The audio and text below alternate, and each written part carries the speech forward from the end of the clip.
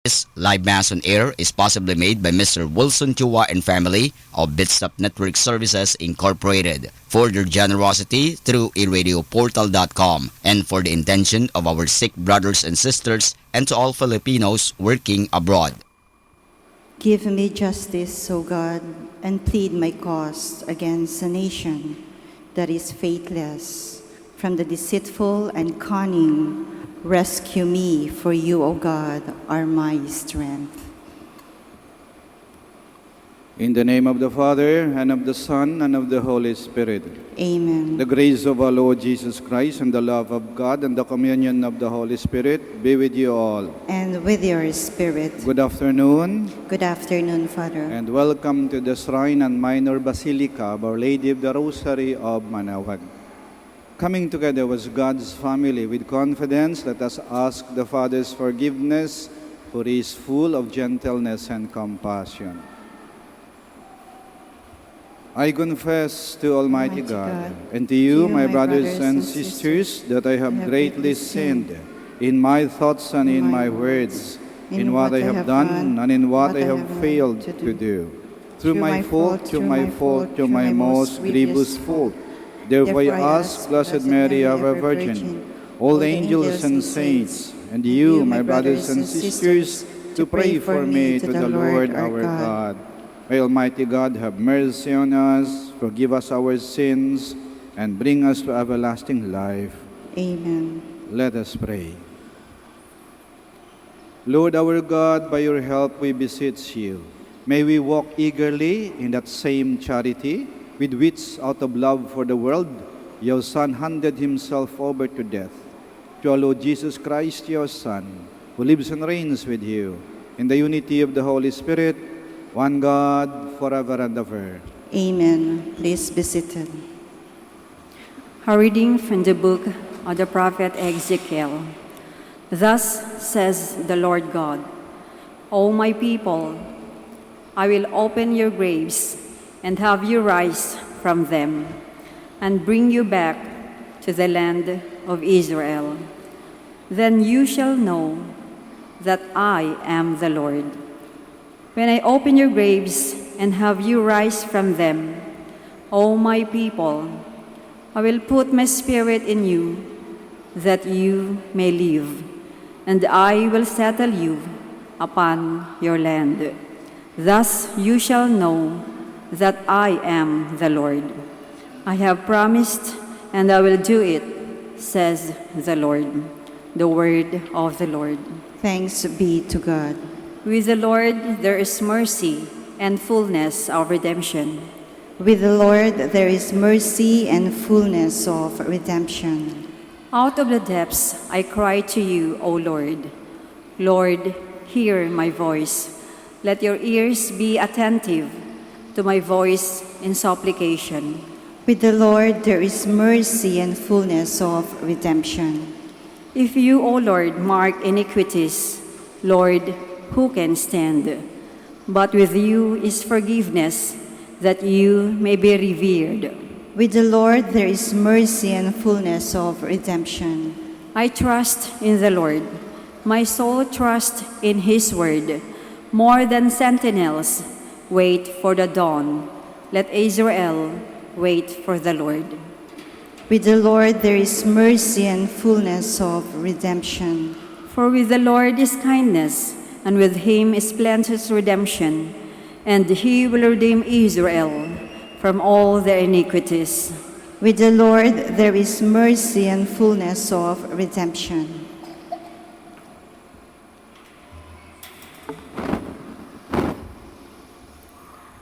A reading from the letter of St. Paul to the Romans.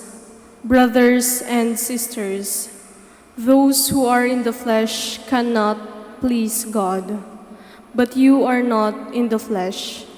On the contrary, you are in the Spirit, if only the Spirit of God dwells in you. Whoever does not have the Spirit of Christ does not belong to him. But if Christ in you, although the body is dead because of sin, the Spirit is alive because of righteousness. If the Spirit of the one who raised Jesus from the dead dwells in you, the one who raised Christ from the dead will give life to your mortal bodies also, through his Spirit dwelling in you. The word of the Lord. Thanks be to God. Please all stand. I am the resurrection and the life, says the Lord. Whoever believes in me will never die.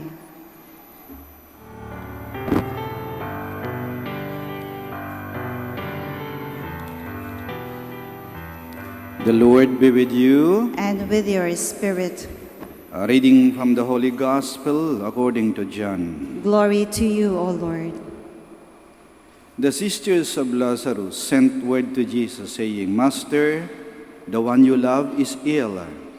When Jesus heard this, he said, This illness is not to end in death, but is for the glory of God, that is, the Son of God may be glorified through it.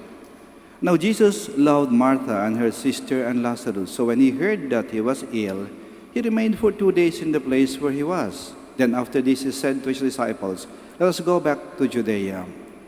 When Jesus arrived, he found that Lazarus had already been in the tomb for 4 days. When Martha heard that Jesus was coming, she went to meet him. But Mary sat at home. Martha said to Jesus, Lord, if you had been here, my brother would not have died. But even now I know that whatever you ask of God, God will give you. And Jesus said to her, Your brother will rise. And Martha said, I know he will rise in the resurrection on the last day. And Jesus told her, I am the resurrection and the life. Whoever believes in me, even if he dies, will live. And everyone who lives and believes in me will never die. Do you believe this? And she said to him, Yes, Lord. I have come to believe that you are the Christ, the Son of God, the one who is coming into the world. Jesus became perturbed and deeply troubled and said, Where have you laid him? And they said to him, Sir, come and see. And Jesus wept. So the Jews said, See how he loved him. But some of them said, Could not the one who opened the eyes of the blind have done something so that this man would not have died? So Jesus, perturbed again, came to the tomb. It was a cave, and a stone lay across it. And Jesus said, Take away the stone. Martha, the dead man's sister, said to him, Lord, by now there will be a stench.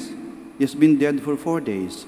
And Jesus said to her, Did I not tell you that if you believe, you will see the glory of God?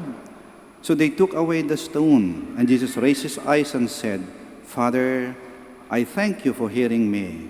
I know that you always hear me. But because of the crowd here, I have said this, that they may believe that you sent me. And when he had said this, he cried out in a loud voice, Lazarus, come out. The dead man came out, tied hand and foot with burial bands, and his face was wrapped in a cloth. So Jesus said to them, Untie him and let him go. Now many of the Jews who had come to Martha and Mary and seen what he had done began to believe in him. The Gospel of the Lord. Praise to you, Lord Jesus Christ. Please be seated. Mga kaibigan, sa sunod na linggo ay simula na ng Semana Santa. April 9, simula na ng Holy Week, magmamahal na araw na. Ito yung huling linggo sa panahon ng Kwaresma. At yung ating Ebanghelyo, ang kanyang nilalaman ay nagpakita ng kapangyarihan ni Jesus. Binuhay niya ang isang patay. Para bang foreshadowing ng gagawin ni Jesus sa kanyang sarili. Kung kaya kong buhayin ng iba, kaya ko rin buhayin ng sarili ko. Parang nakikita na natin na itong mangyayari. Pero may mas malalim na aral ang sinasabi ng ating Ebanghelyo. At ano yung aral na ito? Anong kahulugan ng pagbubuhay sa isang patay? Ang isang patay ay hindi lang yung hindi na humihinga, matigas na bangkay, nakalibing. Maridang patay ang isang taong nabubuhay sa kasalanan. Yung bang, halimbawa, isang anak na napakasuwail, pagkatapos niyang nakawin yung kayamanan ng pamilya, lumayas siya. Namuhay sa kasalanan. Para siyang patay. Parang yung prodigal son. O halimbawa, yung isang asawa na nagtaksil sa kanyang asawa, sumama sa ibang babae. Parang patay siya. O isang kaibigan na nalulong sa droga o pinagbabawal na gamot. Parang patay siya. Ngayon si Jesus, ayaw niyang ang mga taong ito ay manatiling patay. Si Lazaro, nakalibing na, patay. Anong sabi ni Jesus? Tinawag niya, Lazarus, come out. Ang libingan noon parang kuweba. May pintuan, tapos may malaking bato nakaharang doon sa pintuan. Anong sabi ni Jesus? Tanggalin ninyo ang bato na nakaharang sa libingan upang ang patay ay makalabas. At ginawa nila yon. Ang mga taong nais magbagong buhay, huwag nating ilibing ng buhay. Kasi kuminsan, nagiging mga hadlang tayo sa pagbabagong buhay ng iba. Nawala yung tiwala natin sa kanila. Hindi natin sila pinapatawad. Hindi binibigyan ng pagkakataon na patunayan nila na kaya nila magbagong buhay. Buhay pa sila, nililibing na natin. Kaya ayaw ng simbahan ng death penalty. Kasi ang death penalty, paglilibing ng buhay sa mga nais magbagong buhay.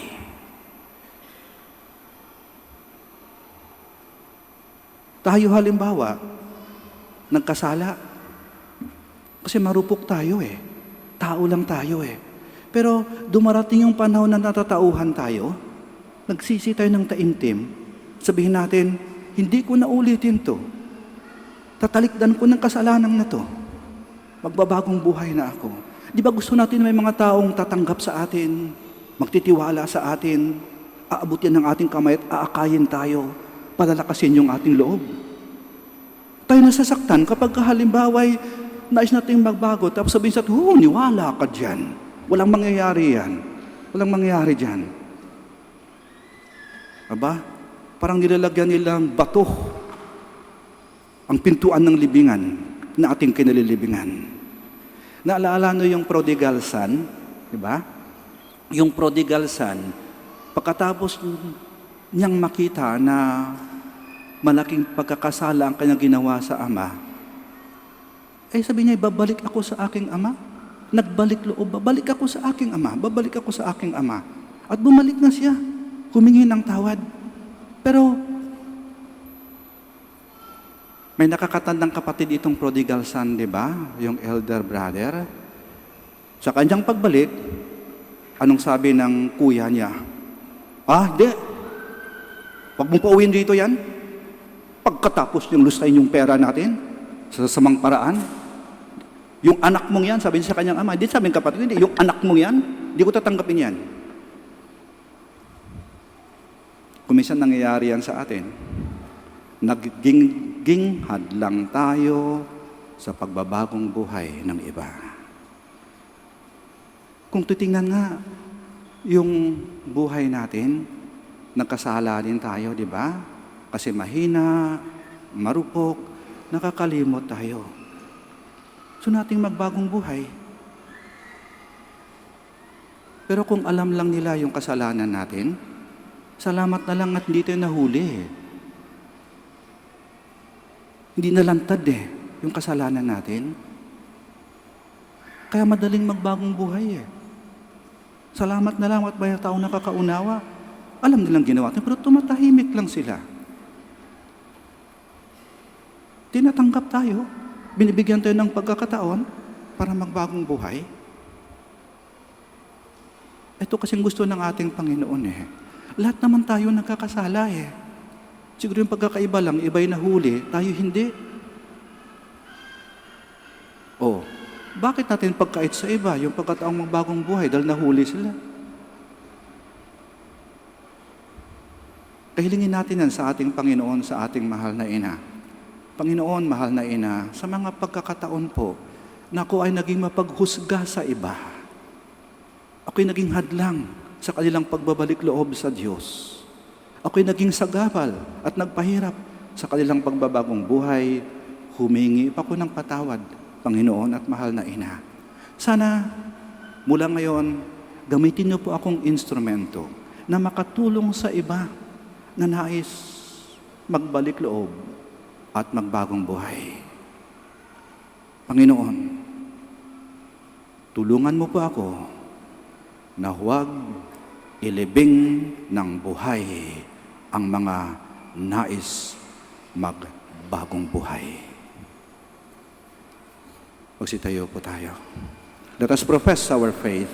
I believe in God, the Father Almighty, Creator of heaven and earth, and in Jesus Christ, His only Son, our Lord, who was conceived by the Holy Spirit, born of the Virgin Mary, suffered under Pontius Pilate, was crucified, died, and was buried. He descended into hell. On the third day, He rose again from the dead. He ascended into heaven, and is seated at the right hand of God the Father Almighty. From there He will come to judge the living and the dead. I believe in the Holy Spirit, the Holy Catholic Church, the communion of saints, the forgiveness of sins, the resurrection of the body, and life everlasting. Amen. As the celebration of Jesus' Paschal mystery approaches, let us pray to the Father that we may come to share more fully in the life that Christ brings us, to His suffering, death, and resurrection. We call on the Lord, and our response is, Lord of life, hear our prayer.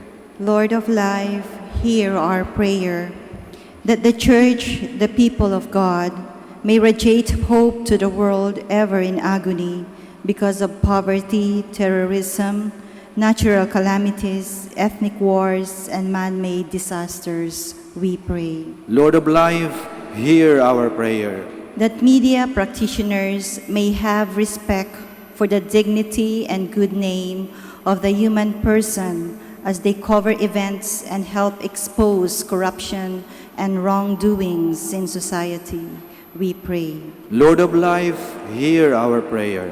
That the poor, the sick, and the handicapped may see God's presence in their lives by the support of their families and friends, we pray. Lord of life, hear our prayer. That those who, like Martha and Mary, suffer the loss of their beloved ones may be strengthened by their faith in Jesus, who is the resurrection and the life, we pray. Lord of life, hear our prayer. That those who have died may be welcomed into the company of the saints and together sing the eternal praise of God, we pray. Lord of life, hear our prayer. And now in the silence of our hearts, we present to the Lord our own personal intentions.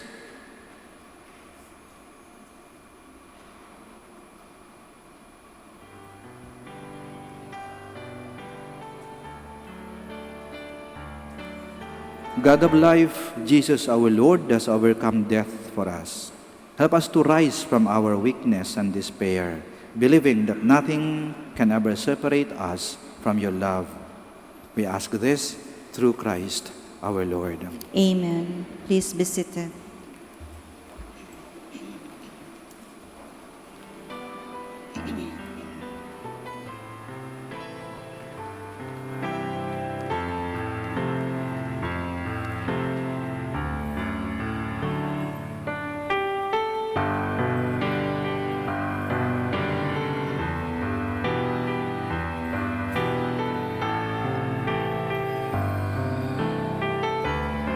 Blessed are you, Lord, God of all creation, for your goodness we have received the bread we offer you, fruit of the earth and work of human hands. It will become for us the bread of life. Blessed be God forever.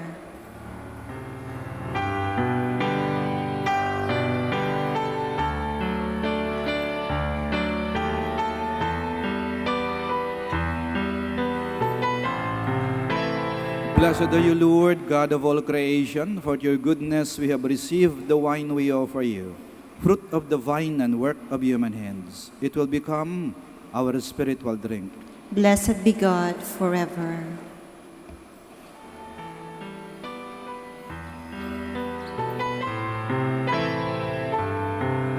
Please all stand. Pray, my dear friends, that our sacrifice may be acceptable to God, the Almighty Father. May the Lord accept the sacrifice at your hands for the praise and glory of his name, for our good and the good of all his holy church. Almighty God, hear us, and having instilled in your servants the teachings of the Christian faith, graciously purify them by the working of this sacrifice, through Christ our Lord. Amen. The Lord be with you. And with your spirit, Lift up your hearts. we lift them up to the Let us Lord. give thanks to the Lord our God. It is right and just. It is truly right and just, our duty and our salvation, always and everywhere to give you thanks, Lord, Holy Father, Almighty and eternal God, through Christ our Lord. For as true man he wept for Lazarus his friend, and as eternal God he raised him up from the tomb. Just as taking pity on the human race, he leads us by sacred mysteries to new life. Through him the host of angels adores your majesty and rejoices in your presence forever. May our voices, we pray, join with theirs in one chorus of exultant praise as we acclaim, Holy, holy, holy Lord God of hosts. Heaven and earth are full of your glory. Hosanna in the highest. Blessed is he who comes in the name of the Lord. Hosanna in the highest. Please all kneel. You are indeed holy, O Lord, the fount of all holiness. Make holy, therefore, these gifts, we pray, by sending down your Spirit upon them like the dewfall, so that they may become for us the body and blood of our Lord Jesus Christ. At the time he was betrayed and entered willingly into his passion, he took bread, and giving thanks, broke it, and gave it to his disciples, saying, Take this, all of you, and eat of it, for this is my body, which will be given up for you.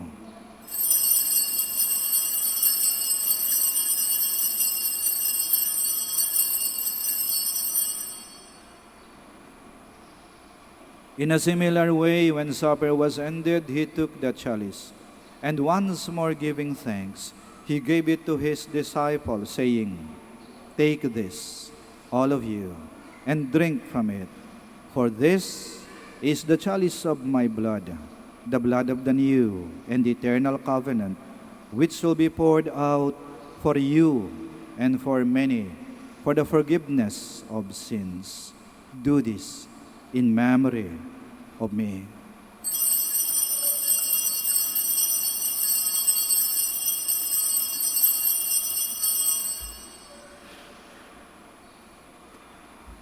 The mystery of faith. When we eat this bread and drink this cup, we proclaim your death, O Lord, until you come again. Therefore, as we celebrate the memorial of his death and resurrection, we offer you, Lord, the bread of life and the chalice of salvation, giving thanks that you beheld us worthy to be in your presence and minister to you. Humbly we pray that partaking of the body and blood of Christ, we may be gathered into one by the Holy Spirit.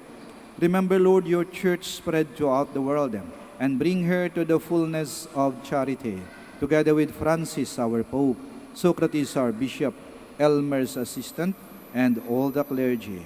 Remember also our brothers and sisters who have fallen asleep in the hope of the resurrection, and all who have died in your mercy. Welcome them into the light of your face. Have mercy on us all, we pray, that with the Blessed Virgin Mary, Mother of God, Saint Joseph, her spouse, with the blessed apostles, and all the saints who have pleased you throughout the ages, we may merit to be co-heirs to eternal life, and may praise and glorify you through your Son, Jesus Christ. Through him, and with him, and in him, O God, Almighty Father, in the unity of the Holy Spirit, all glory and honor is yours, forever and ever.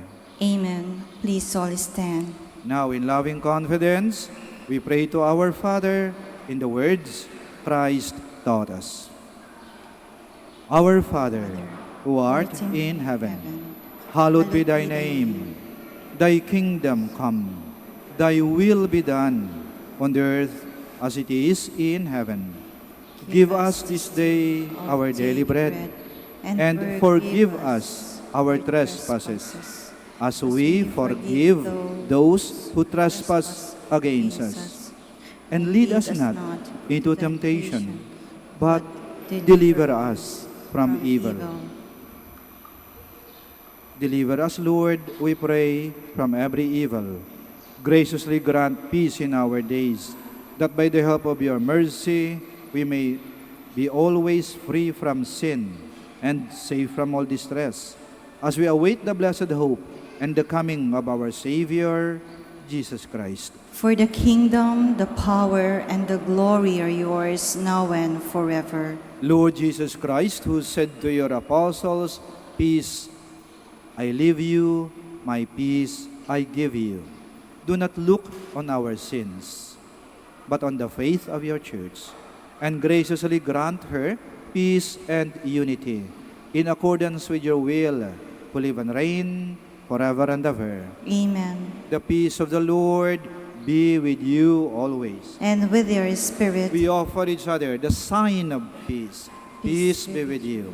Peace be with you. Peace be with you. Lamb of God, You take away the sins of the world, have mercy on us. Lamb of God, you take away the sins of the world, have mercy on us. Lamb of God, you take away the sins of the world, grant us peace. Please kneel.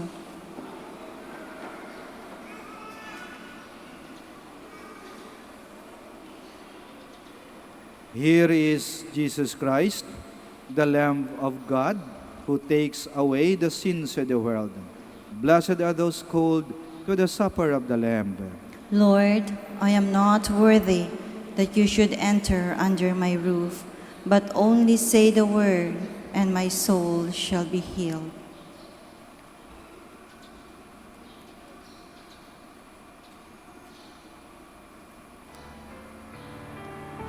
Everyone who lives and believes in me will not die forever, says the Lord.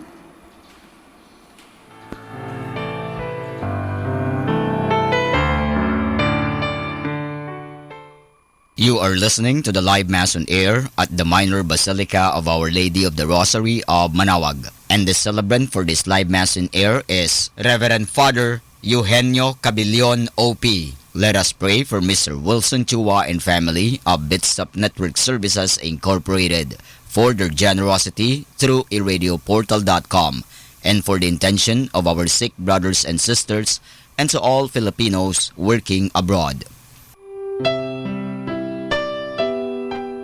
For you who are listening to this radio and watching through the internet, the live broadcast of this holy sacrifice of the Mass being celebrated in this Shrine of Our Lady of the Rosary of Manaoag, may I invite you to pray with me this spiritual communion in the act of charity. My Jesus, I believe that you are present in the most holy sacrament. I love you above all things, and I desire to receive you into my soul. Since I cannot at this moment receive you sacramentally, come at least spiritually into my heart.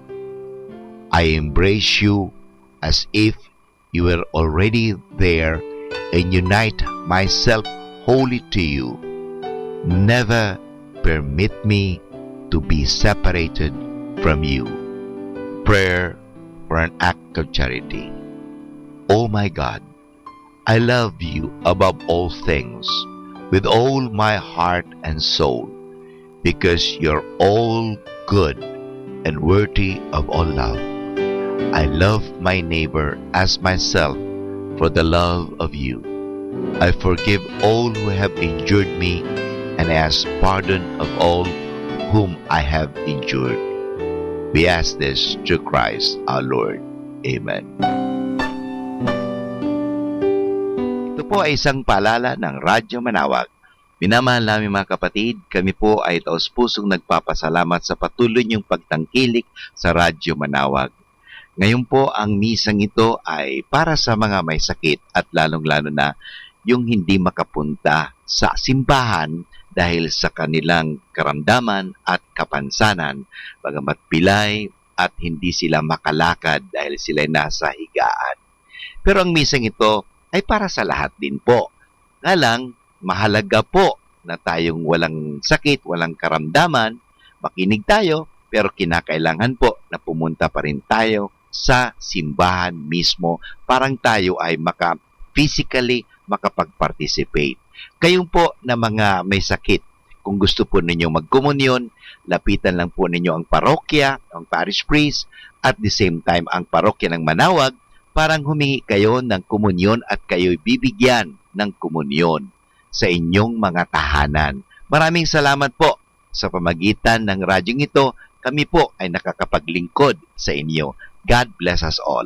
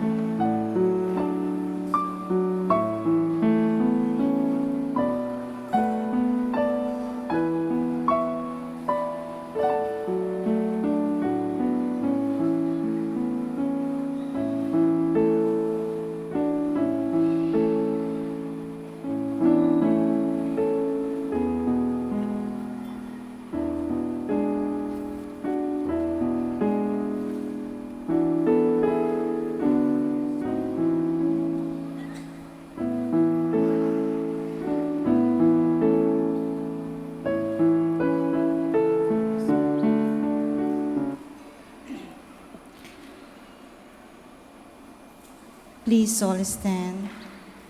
Let us pray.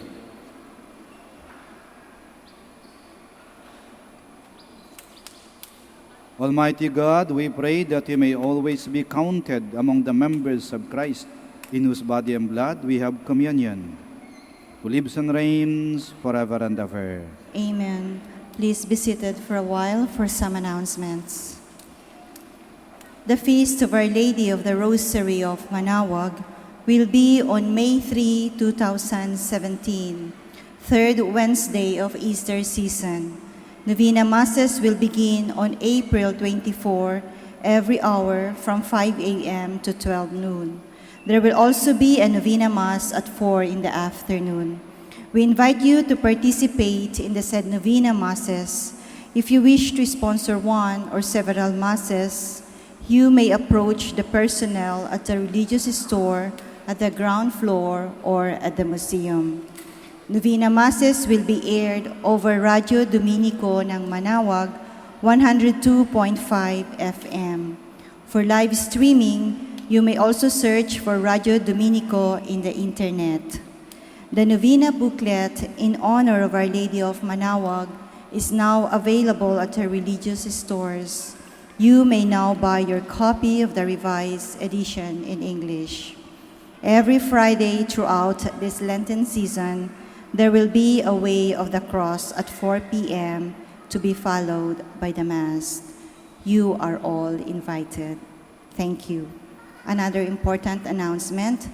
In line with the upcoming observance of the Holy Week and the celebration of Summer Feast of Our Lady of the Rosary of Manaoag, we would like to inform you that the parking area inside the Basilica will be closed starting March 15, 2017.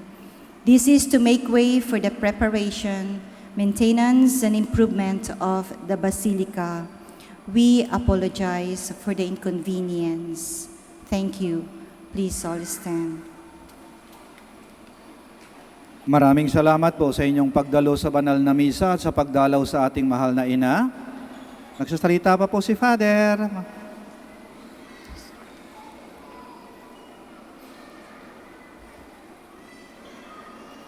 Ang pagbindisyon po ng religious articles ay gagawin po pagkatapos ng misa.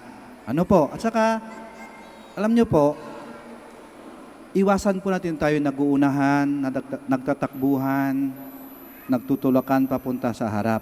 Kahit hindi po tayo mabasa ng holy water, okay po yon. Hindi na po kailangan mabasa. Kahit dyan lang kayo sa lugar no, sa likod, hindi kayo maabot ng holy water. Ang mahalaga po yung narinig, naintindihan, at sinasabuhay nyo ang dasal. Anong silbi? Kahit paliguan ka ng holy water, walang pagbabago sa buhay mo.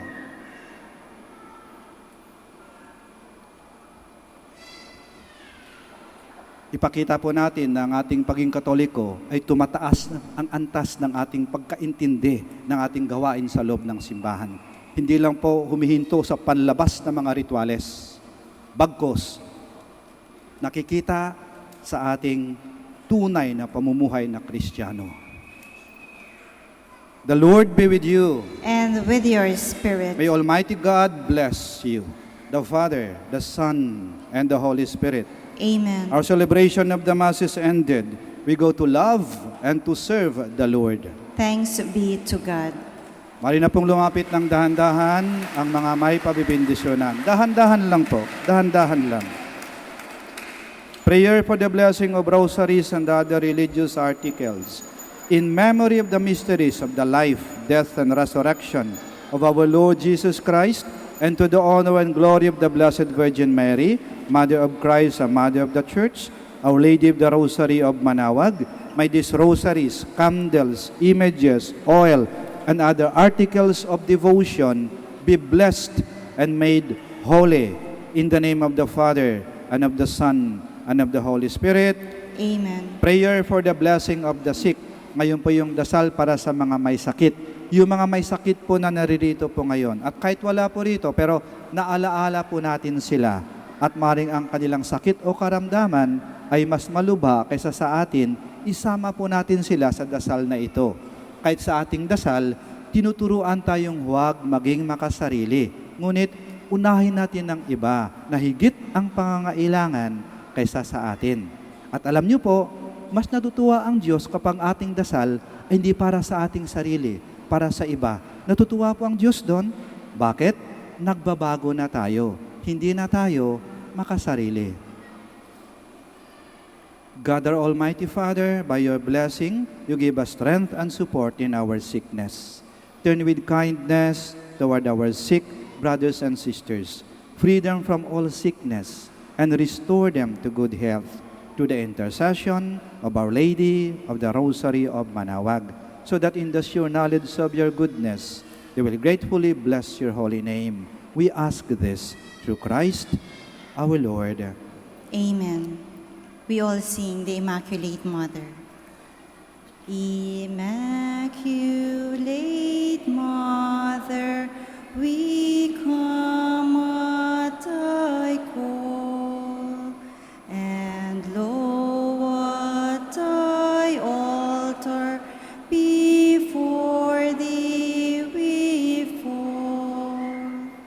Ave, Ave, Ave Maria. Ave, Ave, Ave Maria. In grief and temptation, in joy and in pain, we'll seek thee, our Mother, nor seek thee in vain. Ave,